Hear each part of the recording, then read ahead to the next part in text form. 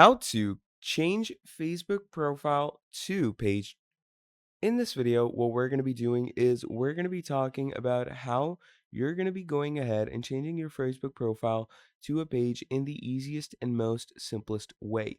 So to do this for yourself, what you're going to be doing is you're going to come over to your Facebook, and once you're over here, you're simply going to click here in the top right section and go over to your name. Okay. So once you click over here, right here under your profile, you're going to see these three dots. So you're going to click on those three dots. And once we've done that, right here, it's going to say turn on professional mode. Now, if you have your profile locked like me, do make sure to unlock it before doing this. But once you've unlocked it and turn on professional mode, what happens is your Facebook profile turns into a page that people can actually follow and interact with. And that is pretty much all there is for this video. Thank you for watching all the way till the end, and I'm going to be seeing all of you in the very next video. Have a great day. I'll see you next time. Goodbye.